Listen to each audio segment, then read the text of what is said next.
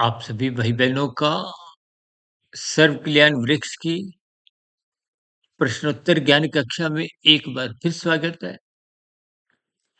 आज की चर्चा में किसी भाई बंधु ने प्रश्न धर्म के ऊपर ही पूछा है कि आप बार-बार धर्म की स्थितियों को चार दीवारी या ब्रह्म मुहूर्त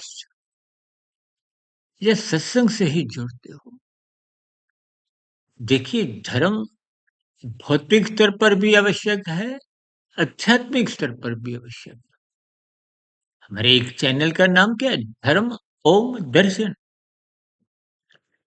देखिए, भौतिक स्तर पर धर्म का अभिप्राय अर्थ और काम की एक स्थितियों को एक अवस्थानुसार एक ज्ञान पूर्वक रखने से है। अक्सर मैं अपनी चर्चाओं में बार-बार कहता हूँ, लाल बत्ती पे रुको, यातायात नियमों का पालन करो। उस स्थिति को भी मैं धर्म से ही जोड़ता हूँ। क्यों? क्योंकि वो एक व्यवस्था है। भौतिक स्तर पर एक व्यवस्था के अंतर्गत चलना एक धर्म की स्थिति है। आप लाल बत्ती पे रुको क्योंकि उस समय विशेष में दूसरों की हरी बत्ती है। जब कुछ समय पहले आप हरी बत्ती पर चलते हुए अपनी मंजिल की ओर बढ़े थे, तो ये तभी संभव हुआ ना जब अन्य वाहन चालकों ने लाल बत्ती पे रुकते हुए आपकी हरी बत्ती का सम्मान किया। लाल बत्ती पे रुकने की स्थिति को ही धर्म समझो। ये सभी स्थितियां बहुत ही आवश्यक है। समाज में एक व्यवस्था देखिए प्रकृति भी तो एक व्यवस्था है। प्रकृति तो अपने आप में जड़ है। ये 3 गुणों की स्थितियाँ आपको ज्ञानपूर्वक समझनी चाहिए। हम तो बार-बार कहते रहते हैं गीता का 13वां 14वां अध्याय पढ़ो। ये ब्रह्मांड की, यंत्र की, तमोगुण की, रजोगुण, सतोगुण की स्थितियों को पहचानो। शास्त्र बार-बार कहते हैं। देखिए शास्त्रों में तो एक-एक शब्द बहुत ही नपा-तुला, तोल-तोल के कहा गया। शास्त्र बार-बार कहते हैं धर्म को प्रथम स्थान पे रखो, तभी अर्थ और काम बिगड़ते नहीं हैं। आज बिगड़ा हुआ अर्थ धन की स्थितियाँ देखिए जब कामनाएँ बढ़ती हैं, भोग इच्छाएँ बढ़ती हैं। आज भोग इच्छाएँ बढ़ने के कारण ही तो आपका में स्थूल शरीर के स्तर पर विभिन्न रोगग्रस्त स्थितियाँ देखने को मिलती हैं। अस्पतालों की स्थितियाँ बढ़ती जा रही हैं। अदालतों की स्थितियाँ भी देखिए रजोगुण के कारण ही बढ़ती हैं। क्योंकि जब रजोगुण बिगड़ता है, अधिक से अधिक धन कमाने की लोभ वृत्ति जगती है और मनुष्य छोटे रास्तों का इस्तेमाल करता है, तो फिर वो निंदनीय काम कर जाता है, कानून का उल्लंघन कर जाता है। अब देखिए जो लाल बत्ती पे रुकता नहीं है, भागना चाहता है, तो इसका अभिप्राय क्या है? कि वो दूसरों का हिस्सा खाता है, दूसरों की हरी बत्ती खाता है। ये सभी स्थितियाँ देखिए बहुत ही साधारण होते हुए कभी-कभी आप मरते दम तक इन सभी सूक्ष्म स्थितियों को समझते नहीं। इसीलिए बार-बार कहा गया ब्रह्म मुहूर्त में उठो, ब्रह्म मुहूर्त में उठो। वो सतोगुण की शुद्धतम स्थिति है। हम बार-बार क्यों कहते हैं धर्म की चारदीवारी ऊँची बनाओ? क्योंकि ये जो अर्थ और काम है, अर्थ का अभिप्राय पदार्थों से है, अर्थ का अभिप्राय धन से है और धन तो केवल पदार्थ ही खरीदता है। काम का अभिप्राय राजसी स्थितियों से है, सुखों से है। शास्त्रों में तो स्त्री पुरुष का जो आपसी आकर्षण है, उसको भी रजोगुण से जोड़ा है। इसलिए तो युवावस्था में जब रजोगुण विकसित होता है तो विवाह का एक संस्कार रखा गया। देखिए समाज में सभी स्थितियां बहुत ही क्रमबद्ध रूप में समझाई गई। इसलिए शास्त्र बार बार कहते हैं सत्संग करो, सत्संग करो। जैसे तन के स्तर पर प्रकाश चाहिए तो मन बुद्धि के स्तर पर भी ज्ञान चाहिए और बिना ज्ञान के आपकी क्रियाएं आधी अधूरी होती है। इसका अभिप्राय क्या है?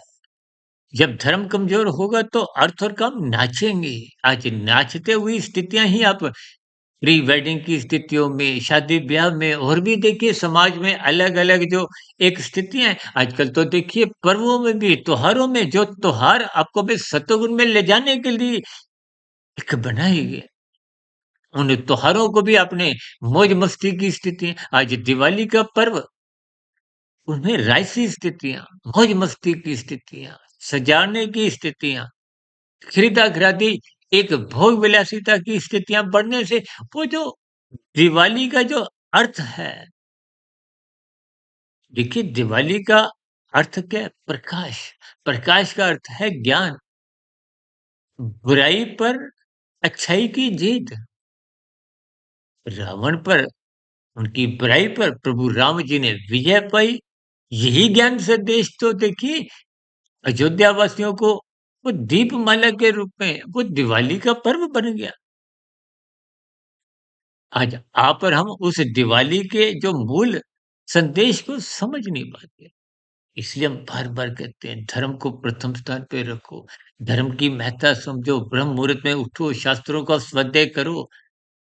ये दिन में आपकी राशि स्थितियाँ बिगड़ने से रोकती हैं और बिगड़ा हुआ रजोगुण ही आपको में तमोगुण में गिराता है। हम तो देखिए प्रतिदिन हमारी जो आज तक तकरीबन 3700 50-60 जो वीडियो हमने प्रसारित किए, वो सभी प्रसारित हो चुकी वीडियो। हमारी कोशिश होती है ब्रह्म मुहूर्त जब उस समय विशेष से पूर्व बन जाए, क्योंकि वो सतोगुण की शुद्धतम स्थिति है। संसार अभी जगा नहीं है। देखिए ये सभी स्थितियाँ आपको तर्कपूर्वक समझनी होगी, ताकि मिले हुए जीवन में धर्म प्रथम स्थान पे रहे। धर्म जब-जब प्रथम स्थान पे रहेगा, कि हमारे जीवन में, समाज में सुख शांति, प्रेम सौहार्द का वातावरण बनेगा। आज जो बिगड़ा हुआ वातावरण है, वो बिगड़े हुए रजोगुण और तमोगुण के कारण है। रजोगुण बिगड़ता है जब आपकी भोग इच्छाएँ, आज देखिए 24/7 सातों दिन, चौबीसों घंटे बस भोग ही भोग मिले और उसके लिए फिर मनुष्य धन कमाता है, खोटे रास्तों का इस्तेमाल करता है, कानून का उल्लंघन करता है, शास्त्र विरुद्ध कर्म कर जाता है। मन-मर्जी की स्थितियाँ तो देखिए पाप कर्म ही करवाती हैं। निषेध कर्म करवाती है, कानून का भी उल्लंघन करवाती है और ये क्रमशः बिगड़ता है, बिगड़ा हुआ क्रमशः फिर अधोगति का कारण नीचे की योनियों का एक जन्म का आधार बनता है। भले ही किसी के मरने पे 2 शब्द आदर भाव से स्वर्गवास बोल दिए जाते हैं, लेकिन कर्मफल सिद्धांत की स्थितियाँ स्वयं हमारा अगली जोनी का निर्धारण करती हैं। वहाँ कोई पक्षपात नहीं है, न्याय संगत स्थितियाँ हैं। महात्मा क्योंकि परम दयालु है, इसलिए नीचे की जोनियों को अनादिकाल से क्रम से अचेत रखे ताकि उनको अपने दुखों का बोध ना हो। लेकिन मनुष्य को आपको भी ये सचेत रहे ताकि आप धर्म का प्रथम स्थान पे रखें। ऐसी सभी सात्विक शुभ स्थितियां आपके भी बने।